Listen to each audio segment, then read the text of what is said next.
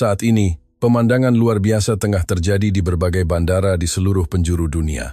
Antrean panjang manusia terlihat di mana-mana, dan mereka semua hanya menginginkan satu hal, visa Indonesia. Banyak orang telah menunggu selama bertahun-tahun hingga harapan mereka hampir pupus, bahkan ada yang terduduk di lantai sambil menangis terseduh-seduh. CNN melaporkan secara darurat bahwa ini adalah fenomena yang belum pernah terjadi sebelumnya. Pemerintah dari berbagai negara terpaksa mengadakan rapat darurat untuk menghadapi demam Indonesia ini. Seorang ibu di Prancis bahkan mengumumkan pemutusan hubungan dengan putrinya, mengklaim bahwa putrinya telah menjadi orang yang sama sekali berbeda karena pengaruh Indonesia. Seluruh dunia bertanya-tanya, apa yang sebenarnya dimiliki Indonesia hingga membuat orang-orang begitu tergila-gila. Sekarang, mari kita jelajahi wajah asli Indonesia yang tersembunyi. Nama saya Claire. Saya bekerja sebagai koordinator budaya di Kementerian Luar Negeri Prancis. Kejadian itu bermula pada hari Sabtu, beberapa bulan yang lalu, tepatnya tanggal 14 Juli. Saya dan teman saya, Alice, pergi ke Place de la Bastille. Suasana festival membuat alun-alun itu penuh sesak dengan lautan manusia. Musik terdengar dari segala penjuru, ada pertunjukan pantomim di sudut jalan, dan aroma krep koklat bercampur dengan wangi anggur yang melayang di udara. Orang-orang tertawa dan berbincang dengan gembira. Di bawah sinar matahari yang hangat, saya dan Alice menikmati suasana yang meriah itu. Tepat saat itu, saya ingin mengambil foto dan membuka tas tangan saya. Saat saya menunduk mencari sesuatu di dalam tas, seseorang tiba-tiba menyambar tas saya. Seorang pria berpakaian hitam merampas tas itu dengan sangat kuat dan menghilang dengan cepat di tengah kerumunan. Segalanya terjadi begitu cepat hingga saya hampir tidak percaya dengan apa yang baru saja terjadi. Detik sebelumnya tas itu ada di tangan saya, dan detik berikutnya tas itu sudah hilang. Saya berteriak sekuat tenaga, "Berhenti! Dia merampas tas saya!" Namun, orang-orang di sekitar hanya menonton dengan dingin, atau malah mengeluarkan ponsel untuk merekam. Tidak ada yang berniat membantu menghentikan atau mengejar perampok itu. Jantung saya berdegup kencang. Paspor, uang tunai, dan semua dokumen kerja penting ada di dalamnya. Yang paling berharga adalah bros mutiara peninggalan nenek saya, benda kenangan yang ingin saya simpan seumur hidup. Tapi sekarang, benda itu jatuh ke tangan orang asing dan akan segera menghilang. Perampok itu berlari semakin jauh, meninggalkan saya yang berdiri tak berdaya sambil menangis. Tepat saat keputusasaan melanda, hal yang tak terduga terjadi. Seorang pemuda Asia berlari melewati saya dengan kecepatan tinggi menuju ke arah perampok itu. Gerakannya sangat tangkas, seperti atlet yang terlatih. Matanya hanya terkunci pada si perampok tanpa ragu sedikit pun. Cara dia menembus kerumunan sangat luar biasa cepat. Saat si perampok menoleh, pemuda itu sudah sangat dekat. Perampok itu mencoba terus melarikan diri, tapi sudah terlambat. Kemudian, sebuah adegan yang sulit dipercayai terjadi. Pemuda itu melompat dan meluncurkan tendangan tepat ke punggung si perampok. Perampok itu tersungkur jatuh ke tanah. Sebelum tas saya jatuh ke lantai, pemuda itu dengan sigap menangkapnya. Seketika, seluruh alun-alun meledak dalam sorak-sorai. Orang-orang bertepuk tangan dan bersorak, semua terpukau oleh apa yang mereka lihat. Dengan tangannya, dia menekan perampok itu ke tanah dan berteriak dalam bahasa Prancis yang sempurna, "Tolong, bantu panggil polisi." Segera seseorang menelepon polisi. Perampok itu tergeletak mengerang tak berdaya. Pemuda itu berjalan ke arah saya sambil membawa tas saya. Meski terengah-engah, wajahnya menunjukkan senyum yang lembut. Dia menyerahkan tas itu perlahan dan berkata, "Tidak apa-apa. Anda pasti sangat terkejut." Dengan tangan gemetar, saya menerima tas itu dan memeriksa isinya. Paspor, uang, dokumen, dan yang paling penting, bros mutiara nenek saya masih ada di sana. Saya hampir menangis karena lega. "Terima kasih banyak, benar-benar terima kasih telah membantu saya mengembalikan segalanya." Dia tersenyum hangat dan menjawab, "Sama-sama. Di Indonesia, jika seseorang membutuhkan bantuan, kami tidak akan tinggal diam. Nama saya Claire. Apakah Anda berasal dari Indonesia?" "Ya, saya datang ke Prancis untuk melakukan penelitian. Saya sedang menempuh studi teknik robotika. Saya belajar bela diri pencak silat saat di tanah air. Jadi tadi sedikit membantu." Tak lama kemudian, polisi tiba dan menangani lokasi kejadian. Pria bernama Aditya itu menjelaskan seluruh kronologi dengan tenang. Sebelum membawa perampok itu pergi, polisi menyampaikan rasa terima kasih yang mendalam kepadanya. Setelah polisi pergi, dia berbalik dan bertanya lagi, "Apakah Anda benar-benar tidak apa-apa?" Jika butuh bantuan lain, beritahu saya kapan saja. Saya menatapnya sejenak. Meski dia adalah orang asing yang baru ditemui, tindakan beraninya yang mempertaruhkan nyawa untuk membantu saya tidak akan pernah saya lupakan seumur hidup. Terima kasih, saya sudah baik-baik saja sekarang. Saya benar-benar tidak tahu bagaimana harus membalas kebaikan Anda. Tidak perlu sungkan. Hal seperti ini memang sudah seharusnya kita saling membantu. Kami berbincang sebentar. Dia mengatakan sudah berada di Prancis selama 6 bulan untuk riset di universitas. Saya juga memperkenalkan diri sebagai pegawai Kementerian Luar Negeri yang menangani pertukaran budaya. Alice juga datang untuk berterima kasih. Saat hendak berpamitan, saya merasakan perasaan istimewa muncul di hati saya. Sorot matanya yang baik, senyumnya yang hangat, dan suaranya yang lembut menarik perhatian saya secara ajaib.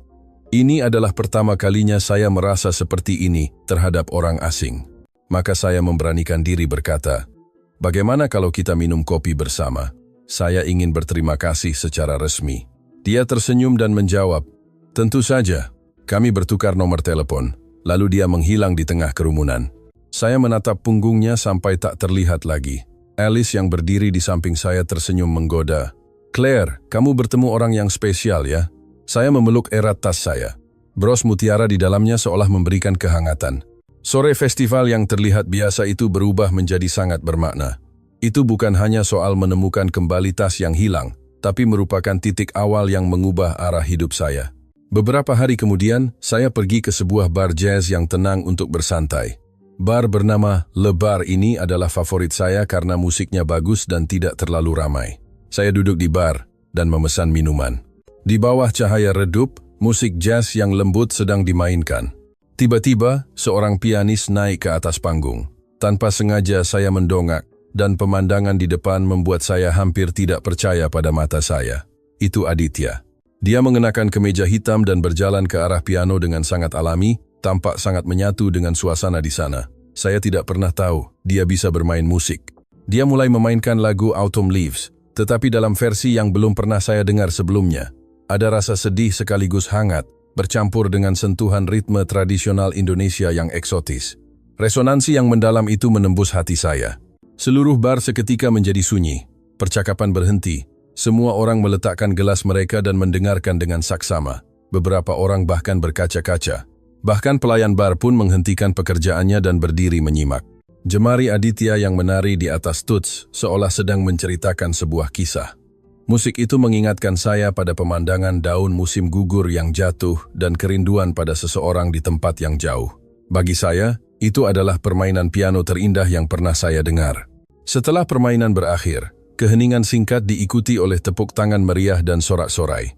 Orang-orang menghapus air mata dan berteriak, "Luar biasa." Aditya membungkuk di atas panggung dan melihat sekeliling. Saat mata kami bertemu, dia memberikan senyum yang sangat cerah. Tak lama kemudian, dia berjalan ke meja saya. "Nona Claire, tidak menyangka akan bertemu Anda di sini. Saya juga tidak menyangka permainan piano Anda begitu menakjubkan. Saya tidak tahu Anda seorang musisi. Musik hanyalah hobi saya. Saya belajar sejak kecil. Saat merasa lelah, bermain piano bisa menenangkan hati saya. Malam itu, kami berbincang hingga bar tutup. Kami berbicara tentang kehidupan sehari-hari di Indonesia, sistem BPJS, persaingan pendidikan yang ketat, dan riset robotikanya. Terutama visinya untuk menciptakan robot yang bisa membantu dokter di ruang operasi sangat mengesankan bagi saya. Cerita Aditya sangat menarik. Indonesia sepertinya adalah dunia yang sangat berbeda dari Prancis. Pelajar di sana belajar jauh lebih keras daripada di sini. Harapan orang tua terhadap nilai anak-anak mereka hampir sempurna. "Tekanannya pasti sangat besar ya?" tanya saya. "Mungkin saja, tapi lingkungan itu juga membuat orang menjadi lebih tangguh. Itu mengajarkan kami bahwa untuk mendapatkan apa yang diinginkan, kita harus terus berusaha keras." Setelah itu, kami semakin sering bertemu. Suatu hari, dia mengundang saya ke pesta di apartemen temannya, sebuah perkumpulan mahasiswa Indonesia di Paris. Mereka sedang sibuk menyiapkan masakan kampung halaman. Hari itu Aditya mengajari saya membuat siomay, kudapan yang sangat populer di Indonesia. Dia dengan terampil mencampur adonan ikan dan tapioka, lalu memasukkan bumbu. "Ayo coba, letakkan isiannya di tengah kulit ini, lalu lipat dan cubit seperti ini." Gerakannya sangat lincah, tapi saya sangat kaku. "Aduh, isinya keluar semua," kata saya panik, memicu tawa hangat di ruangan itu. Dia juga menyiapkan ayam taliwang yang dimasak dengan bumbu pedas, aromanya semerbak kemana-mana. Dia mengajari saya cara memakannya dengan nasi putih hangat. Semua mahasiswa Indonesia menyambut saya dengan hangat dan mengajari saya sapaan sederhana dalam bahasa Indonesia. Sedikit demi sedikit, saya mempelajari budaya kuliner dan bahasa mereka. Setelah makan malam, saya dan Aditya berjalan-jalan di sepanjang Sungai Seine. Dia bercerita tentang kampung halamannya dengan bangga, mengatakan bahwa rendang buatan neneknya adalah yang terbaik di dunia. Neneknya sudah memasak selama 60 tahun lebih. Saya berharap suatu hari nanti bisa membuat rasa yang seperti itu. Apakah kamu sangat merindukan Indonesia? Setiap hari saya merindukannya. Tapi saya ingin membawa ilmu yang saya pelajari di sini kembali ke sana untuk berkontribusi bagi orang-orang di tanah air. Kami pergi bersama ke Museum Louvre. Aditya seperti pemandu wisata menjelaskan berbagai lukisan. Pengetahuannya tentang sejarah dan seni sangat mengejutkan. Kamu tahu banyak sekali tentang budaya Prancis. Sebelum datang ke sini, saya melakukan riset. Saya tidak ingin hanya sekadar berkunjung, tapi ingin benar-benar memahami. Saat kami berjalan melewati galeri, saya mendengar sejarah dan realitas Indonesia, tentang perjuangan masa lalu dan posisi internasional saat ini. Itu sungguh mengagumkan. Ya, Indonesia tumbuh dalam tantangan menjadi negara demokrasi modern. Kami bangkit dari kesulitan. Semakin lama saya bersamanya, semakin saya ingin tahu tentang Indonesia. Dia meminjamkan buku-buku kepada saya. Kami menonton film Indonesia dengan teks terjemahan, dan dia mengajari saya cara menggunakan tangan untuk makan untuk beberapa jenis makanan tertentu. Suatu hari saat kami berjalan di Montmartre, tiba-tiba hujan turun. Kami berteduh di bawah emperan kafe, melihat lampu jalan yang berkelap-kelip. Paris saat hujan juga indah ya, kata Aditya. Mengingatkan saya pada musim hujan di Jakarta. Ceritakan padaku tentang Jakarta. Matanya langsung berbinar. Dia menggambarkan Jakarta dengan hidup, sebuah kota yang penuh dengan gedung pencakar langit, masjid-masjid bersejarah, dan teknologi canggih. Jakarta sangat berbeda dari Paris. Segalanya berjalan sangat cepat, orang-orang bekerja sangat keras. Sistem MRT-nya modern dan efisien. Dan di setiap sudut jalan kamu bisa menemukan toko kelontong, minimarket, yang buka 24 jam. Menarik sekali. Benar. Tapi terkadang ritme yang cepat itu membuat orang sulit bernapas. Hujan masih turun. Saya merasa ada sesuatu dalam hati saya yang sedang berubah. Saya tidak lagi menganggap Aditya hanya sebagai teman. Sikapnya yang serius, hatinya yang hangat, serta cintanya pada tanah air semakin membuat hati saya goyah. Tapi saat itu saya belum tahu bahwa tak lama lagi, keluarga saya akan menyatakan keberatan yang keras terhadap Aditya dan Indonesia. Saya hanya tahu bahwa setiap hari bersamanya, saya belajar hal-hal baru tentang dunia dan diri saya sendiri. Setelah hujan reda, kami berjalan perlahan menuju stasiun metro. Sebelum berpisah, Aditya memegang tangan saya dengan lembut. Claire, terima kasih untuk hari ini. Saya benar-benar senang bisa bertemu denganmu. Saya menjawab, saya juga. Makna dari kalimat itu jauh lebih dalam dari yang saya tunjukkan. Makan malam hari Minggu di keluarga kami selalu mengikuti pola yang tetap. Kami akan duduk di meja kayu besar di apartemen dekat Place Vendôme. Ibu akan menghabiskan waktu berjam-jam menyiapkan makanan dengan teliti dan menata meja dengan peralatan makan terbaik. Ayah akan membuka botol anggur berkualitas. Kami biasanya berbincang tentang pekerjaan, politik, dan kabar keluarga. Hari itu, saya memutuskan untuk memberitahu orang tua saya tentang Aditya. Saya sudah berkencan dengannya selama beberapa minggu dan merasa sangat bahagia. Saya yakin mereka juga akan ikut senang untuk saya. Tapi saya sepenuhnya salah. Saya bertemu dengan seseorang yang sangat spesial. Saya memulai pembicaraan saat hidangan utama disajikan. Namanya Aditya. Dia berasal dari Indonesia. Ibu mendongak dengan ekspresi penasaran. Indonesia? Menarik sekali. Ceritakan pada ibu, apa pekerjaannya? Reaksi ibu membuat saya lega. Beliau tampak tertarik dan siap mendengarkan. Maka saya menceritakan bagaimana kami bertemu dan bagaimana dia menyelamatkan tas saya dari perampok. Dia sangat berani dan cerdas. Sekarang sedang melakukan riset teknik robotika di Paris. Dia bermain piano dengan sangat luar biasa dan bahasa Prancisnya sempurna. Ibu mengangguk, lalu bertanya dia berasal dari daerah mana di Indonesia dan berapa lama akan tinggal di Paris. Tepat saat itu, saya menyadari ekspresi ayah. Begitu kata Indonesia keluar dari mulut saya, wajahnya langsung berubah muram. Dia meletakkan garpunya dan berkata dengan dingin, "Orang Indonesia? Sama sekali tidak boleh." Nada bicaranya begitu otoriter. Sesuatu yang belum pernah saya dengar sejak kecil. Tapi ayah, Aditya adalah orang yang sangat baik. Dia baik hati dan cerdas. Tidak peduli dia orang seperti apa, ayah memotong ucapan saya. Indonesia adalah tempat yang politiknya tidak stabil. Perbedaan budayanya juga terlalu besar. Saya merasa pipi saya memanas. Tapi ayah, Indonesia adalah masyarakat yang aman dan modern. Teknologinya juga sangat maju. Pria Asia suka memegang kendali kekuasaan, lanjut ayah, tanpa memedulikan kata-kata saya. Mereka memegang teguh peran gender tradisional. Wanita tidak punya kedudukan yang setara. Pada akhirnya, pria itu akan memintamu meninggalkan pekerjaanmu dan menjadi ibu rumah tangga yang penurut. Saya mencoba menjelaskan bahwa Aditya bukan tipe orang seperti itu.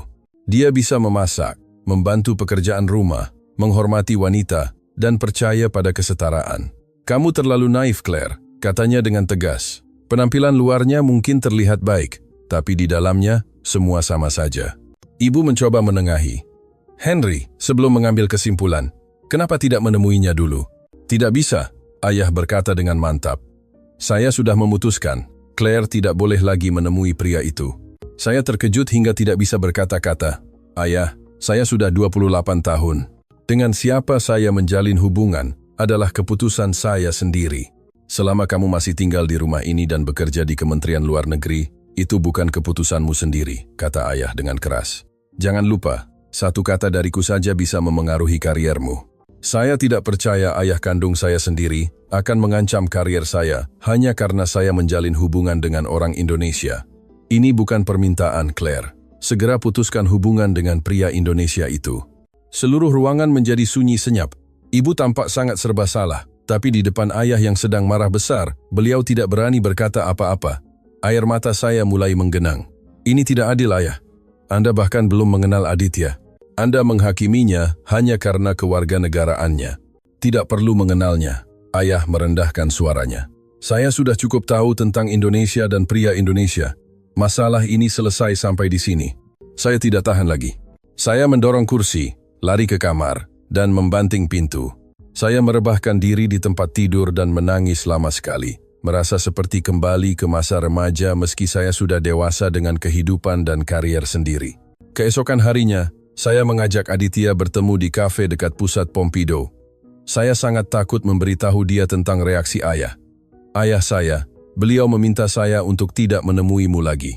Aditya mengaduk kopi di cangkirnya dan bertanya dengan tenang. Apa saja yang beliau katakan? Saya menceritakan semua yang dikatakan ayah, termasuk prasangka tentang ketidakstabilan politik, sifat pria Indonesia yang dianggap dominan, dan perbedaan budaya. Saya takut dia akan marah atau sedih, tapi dia hanya mengangguk tenang. Saya mengerti kekhawatiran ayahmu. Mengerti?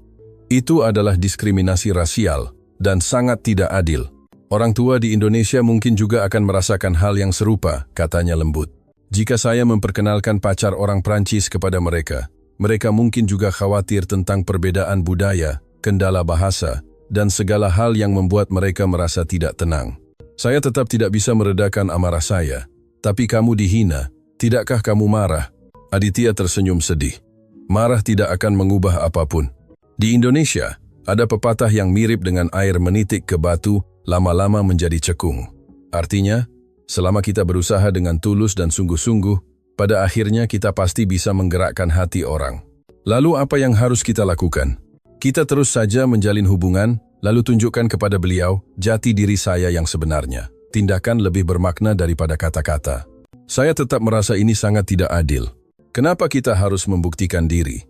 Ayah seharusnya melihatmu sebagai individu, bukan menolakmu hanya karena kamu orang Indonesia.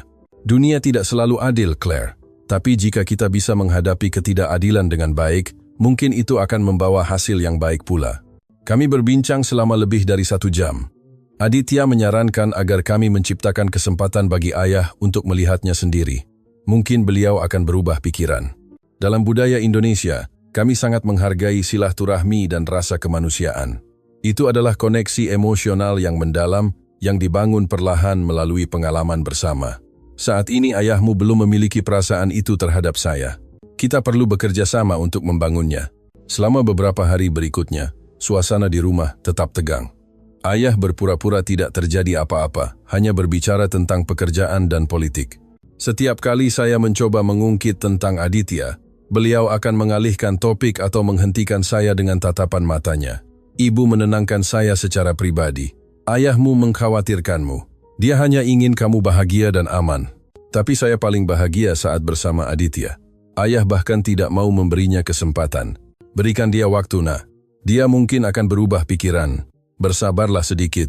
Saya terus menemui Aditya secara sembunyi-sembunyi. Kami berjanji temu di kafe atau taman dengan hati-hati, tapi tidak lagi sebebas dulu. Perasaan harus berbohong kepada keluarga dan melakukan segalanya secara diam-diam membuat saya merasa sesak. Dan yang paling penting, saya merasa marah kepada ayah yang menyebabkan situasi ini. Mungkin lebih baik jika kita putus saja, kata saya suatu hari dengan penuh kekecewaan kepada Aditya. Apakah itu benar-benar yang kamu inginkan? Bukan. Tapi ayah mungkin tidak akan pernah menerima hubungan kita. Aditya berkata dengan teguh, jangan menyerah semudah itu. Orang Indonesia percaya bahwa usaha yang tak kenal lelah bisa mengatasi rintangan apapun. Ketidaksukaan ayahmu berasal dari rasa takut dan ketidaktahuan. Dan rasa takut bisa diubah menjadi pemahaman. Saya berharap bisa mempercayai kata-katanya, tapi saya tidak bisa membayangkan bagaimana mematahkan kekerasan hati ayah. Beliau hampir tidak pernah mengubah keputusan yang sudah dibuatnya. Namun, saat itu saya belum tahu bahwa jawabannya akan datang di saat yang tak terduga dengan cara yang sama sekali berbeda. Hari itu, saat duduk di kafe menghadap Aditya, saya merasa putus asa. Saya mencintai pria ini. Dia menyelamatkan tas saya, menyentuh hati saya dengan musik, dan selalu penuh rasa hormat serta kebaikan. Tapi ayah saya mencoba memisahkan kami dengan prasangka, tanpa memedulikan orang macam apa Aditya sebenarnya. Aditya memegang tangan saya. Kita akan menemukan jalannya. Cinta yang tulus selalu bisa membuka jalan. Saya berdoa agar kata-katanya benar, namun saya tetap tidak menyangka bahwa jawabannya justru akan datang dari tempat yang dikunjungi ayah setiap Kamis pagi. Setiap Kamis pagi ayah pergi ke pasar dekat Place de la République. Ini adalah kebiasaan yang sudah beliau jalani selama lebih dari 20 tahun. Beliau bangga bisa memilih sendiri sayuran dan daging segar, serta sangat menghargai bincang-bincang dengan pedagang langganannya. Pada hari Kamis itu, sesuatu yang istimewa terjadi. Saya baru mengetahui kebenarannya belakangan. Malam itu, ayah menelepon saya dengan nada bicara yang berbeda dari biasanya. Claire, aku ingin bertemu dengan teman Indonesiamu itu. Saya hampir menjatuhkan telepon. Apa? Ayah, kenapa tiba-tiba? Apa yang terjadi? Ajak dia makan malam di rumah Sabtu ini. Aku ingin bicara dengannya secara langsung. Beberapa hari yang lalu ayah masih bersikeras menentang, sekarang malah mengatakan hal seperti itu.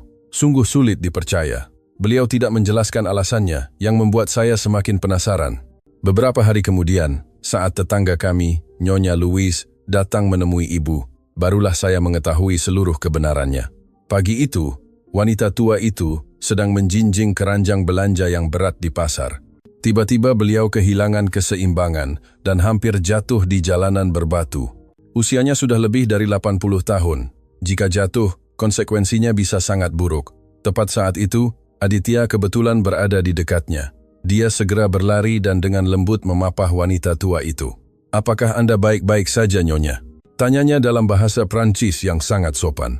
Ayah saya yang berdiri di seberang pasar menyaksikan seluruh kejadian itu. Aditya sama sekali tidak tahu ada yang memperhatikannya. Dia hanya melakukan hal yang wajar baginya. Dia memungut barang-barang yang berserakan di tanah, memasukkannya kembali ke keranjang, lalu berinisiatif membantu membawakan keranjang itu. Sungguh pemuda yang baik hati. Dari mana asalmu, nak? Tanya Nyonya Louise. Saya dari Indonesia, sedang belajar di Paris. Indonesia. Suami saya dulu seorang insinyur. Dia berpartisipasi dalam proyek pembangunan infrastruktur besar di Indonesia pada tahun 70-an, membantu membangun jalan tol dan bendungan. Sayangnya, dia meninggal dalam sebuah kecelakaan kerja di sana. Mendengar hal itu, ekspresi Aditya berubah. Tatapannya penuh dengan rasa hormat dan keseriusan. Suami Anda adalah seorang pahlawan. Prancis membantu kami meletakkan dasar modernisasi. Sampai hari ini, anak-anak di Indonesia masih mempelajari masa sejarah itu dan kontribusi dari sahabat internasional kami di sekolah. Lalu dia membungkuk dalam-dalam kepada Nyonya Louise. Kami tidak akan pernah melupakan budi baik itu. Pengorbanan suami Anda membuat kami bisa menikmati kemakmuran hari ini. Jika bukan karena orang-orang seperti beliau, saya pun tidak akan punya kesempatan untuk belajar di Paris sekarang. Mata Nyonya Louise berkaca-kaca. Kamu adalah orang pertama yang membicarakan suamiku seperti itu. Kebanyakan orang bahkan sudah tidak ingat lagi dengan sejarah itu. Kami ingat. Setiap orang Indonesia ingat, suami Anda adalah pahlawan pembangunan kami. Ayah menyaksikan semuanya. Kebaikan terhadap lansia, rasa hormat terhadap sejarah, serta rasa terima kasih yang tulus. Seorang pemuda Indonesia ternyata mengingat kontribusi Prancis dengan lebih jelas daripada banyak pemuda Prancis sendiri. Hal ini sangat mengguncang ayah. Setelah mengantar Nyonya Louise sampai ke rumah, Aditya pergi begitu saja tanpa meminta imbalan apapun. Dia hanya melakukan hal yang dianggapnya benar. Malam itu juga, ayah menelepon saya dan berkata, "Aku salah menilai teman Indonesiamu. Ajak dia makan malam Sabtu ini." Sabtu malam, jantung saya berdebar kencang menunggu Aditya. Dia menyiapkan hadiah, teh Jawa kualitas premium dan kotak berisi kue nastar yang dikemas cantik. Saat saya membuka pintu, dia mengangguk dengan rendah hati dan menyapa dalam bahasa Prancis yang jernih. "Selamat sore, Nyonya. Terima kasih atas undangannya. Ini adalah kehormatan bagi saya." Ayah terkejut dengan kesopanan yang tak terduga ini, karena ini adalah tata krama yang jarang dimiliki generasi muda Prancis zaman sekarang. Selama makan malam, Aditya menjawab pertanyaan ayah dengan jujur. Ketika ditanya tentang situasi keamanan di Indonesia, dia menceritakan pengalamannya saat mengikuti pelatihan militer dan menjelaskan bahwa di Indonesia ada rasa cinta tanah air yang kuat untuk melayani negara. "Situasi kami mungkin memiliki beberapa tantangan, tapi Indonesia telah tumbuh menjadi negara demokrasi yang kuat. Sekarang kami juga merupakan mitra Prancis di kawasan Indo-Pasifik yang memiliki nilai-nilai yang sama." Saat ditanya tentang riset teknik robotikanya, dia menjawab, "Teknologi yang saya teliti bukan untuk menggantikan dokter, melainkan untuk membantu operasi menjadi lebih presisi, sehingga bisa menyelamatkan lebih banyak nyawa. Teknologi ini akan memberikan manfaat bagi pasien di seluruh dunia, termasuk di Prancis." Ayah sangat terkesan dengan kejujuran dan pengetahuannya. Tetapi titik balik yang sesungguhnya terjadi saat paman saya, yang pernah bekerja di Jakarta selama bertahun-tahun dan sangat paham tentang Asia Tenggara, datang berkunjung secara mendadak. Setelah mendengar percakapan mereka, paman berkata, "Henry, kamu masih mengira Indonesia seperti 50 tahun yang lalu, ya? Indonesia sekarang sudah jauh berbeda. Perusahaan teknologi mereka seperti Gojek dan Tokopedia sudah mendunia. Mereka punya ekonomi digital yang sangat pesat." Ayah bertanya dengan ragu, "Tapi bukankah itu masih ekonomi yang sedang berkembang?" Paman tertawa. "Sama sekali bukan. Kecepatan internet di sana jauh lebih cepat daripada di Prancis. Sistem MRT di Jakarta bahkan lebih modern dan bersih daripada metro di Paris. Sekarang justru banyak anak muda Prancis yang pergi ke Indonesia untuk mencari peluang." Aditya menjelaskan dengan tenang tentang perkembangan ekonomi Indonesia, dari masyarakat agraris yang dalam waktu singkat tumbuh menjadi kekuatan ekonomi besar, serta peran kunci Indonesia dalam perdagangan global dan G20. Ekspresi ayah berubah total. "Aku tidak pernah tahu Indonesia sudah berkembang sejauh itu." Seiring berjalannya makan malam, ayah mulai bertanya karena rasa penasaran, bukan lagi karena curiga.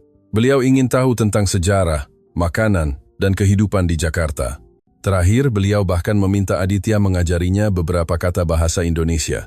Aditya dengan sabar mengajari kata, "Apa kabar?" dan "Terima kasih," yang memicu tawa besar dari semua orang. Saat makan malam berakhir, ayah berkata, "Sepertinya kami harus pergi ke Indonesia sendiri untuk melihatnya." "Itu akan menjadi kehormatan bagi saya," jawab Aditya. "Jika Anda sekeluarga berkunjung ke negara saya akan sangat bahagia." Setelah dia pergi, ayah berbalik kepada saya dan berkata, "Ayah minta maaf padamu, Claire, tentang Indonesia dan juga tentang Aditya. Ayah sepenuhnya salah.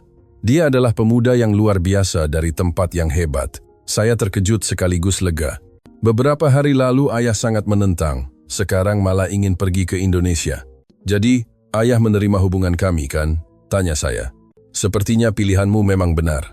Tapi jika ayah akan menerima menantu orang Indonesia, ayah harus pergi sendiri ke sana untuk mengenal negaranya." Malam itu, saya menelepon Aditya untuk memberitahu perubahan sikap ayah. "Ini kabar yang sangat baik," kata Aditya. "Indonesia akan menunjukkan wajah aslinya jauh lebih baik daripada kata-kata apapun." Dan begitulah, keluarga saya mulai bersiap menuju ke belahan bumi lain untuk membuktikan bagaimana cinta bisa menghubungkan dua budaya yang berbeda. Begitu tiba di Bandara Internasional Soekarno-Hatta, keluarga saya langsung terpana. Kami hanya bisa menatap sekeliling dengan takjub. Bandara itu modern luar biasa. Layar digital di mana-mana menyediakan berbagai informasi, dan ada robot layanan yang berlalu lalang. Pemeriksaan paspor sudah otomatis. Semuanya tampak seperti adegan dalam film fiksi ilmiah. Luar biasa. Seru ibu. Sementara ayah menatap sekeliling dengan mulut menganga, seolah tidak percaya. Indonesia yang beliau kira adalah daerah tertinggal, ternyata memiliki teknologi yang lebih maju daripada Paris. Kami naik kereta bandara menuju pusat Jakarta. Gerbongnya bersih dan nyaman. Setiap kursi memiliki porta pengisian daya dan sinyal Wi-Fi yang sangat cepat. Di Prancis, fasilitas seperti ini hanya ada di kereta cepat antar kota utama, tapi di sini, ini hanyalah jalur bandara biasa. Ini baru jalur bandara, gumam ayah. Kurang dari 1 jam, pemandangan Jakarta muncul di balik jendela. Pemandangan kota besar yang penuh dengan gedung pencakar langit sangat megah. Aditya menyambut kami di sana dengan senyum lebar. Dia mengangguk hormat kepada orang tua saya. Selamat datang di Indonesia. Tujuan pertama kami adalah hotel di kawasan Sudirman. Meski hari kerja, jalanan sangat ramai. Monas berdiri dengan gagah, dan gedung-gedung di sekitarnya dihiasi dengan papan iklan digital yang bersinar. Banyak sekali orangnya, kata ibu. Penduduk di wilayah Jabodetabek hampir mencapai 30 juta jiwa, Aditya menjelaskan. Ayah sangat terkejut dengan minimarket yang buka 24 jam. Mereka ada di setiap sudut jalan, menjual apa saja mulai dari minuman hingga makanan hangat.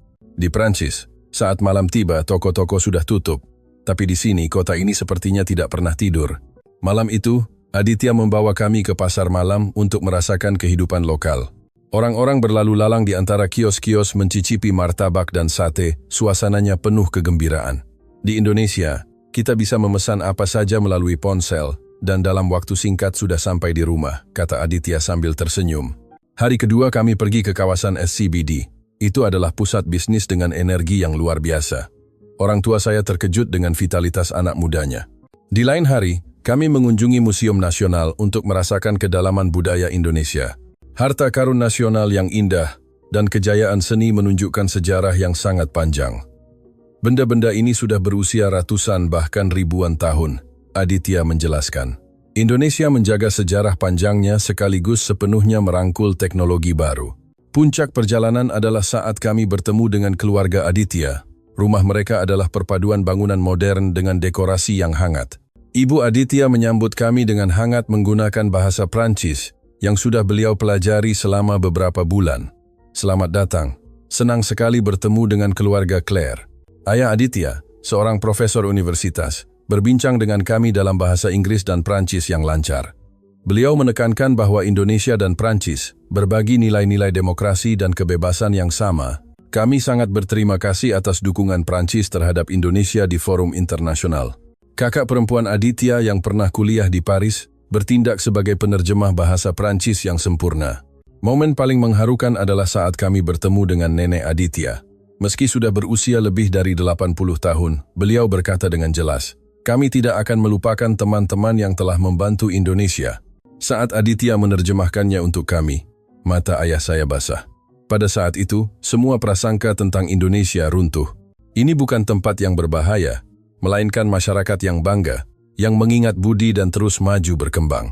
Malam itu, saat kami makan di sebuah restoran yang menghadap ke pemandangan malam Jakarta dari ketinggian, Aditya berdiri dan memegang tangan saya. Jantung saya tiba-tiba berdegup kencang. "Claire," dia berlutut perlahan, "maukah kau menikah denganku? Mari kita jadikan cinta kita sebagai jembatan yang menghubungkan Indonesia dan Prancis." Saat saya melihat sekeliling, saya melihat keluarga saya tersenyum memberi semangat, sementara keluarga Aditya penuh dengan sukacita. Di luar jendela, lampu-lampu Jakarta berkelap-kelip seolah ikut memberkati saya. Saya menjawab dengan air mata bahagia, "Ya, 1000 kali saya bersedia." Seketika, seluruh restoran meledak dalam tepuk tangan dan sorak-sorai, bahkan orang asing pun memberikan ucapan selamat kepada kami. 6 bulan kemudian, pernikahan kami dilangsungkan di Paris. Tamu-tamu dari Indonesia dan Prancis berkumpul dengan gembira, mencicipi jajanan pasar Indonesia dan keju Prancis. Lagu pop Indonesia dan lagu Prancis dimainkan bergantian. Pernikahan itu menjadi simbol persahabatan kedua negara. Saat kami kembali ke Bandara Soekarno-Hatta untuk berbulan madu, Bandara itu penuh dengan anak muda dari seluruh dunia. Saya mendengar orang-orang di antrean berbicara. Era Silicon Valley sudah lewat. Peluang sesungguhnya ada di ekonomi digital Indonesia. Makanan Indonesia adalah yang terenak di dunia. Aku ingin bekerja di industri hiburan Indonesia. Beberapa orang bahkan menangis di gerbang keberangkatan karena tidak ingin meninggalkan Indonesia. Pada saat itulah, saya menyadari dengan jelas bahwa Indonesia bukan lagi sekadar negara kepulauan yang jauh. Ia telah menjadi pusat dunia yang menciptakan masa depan.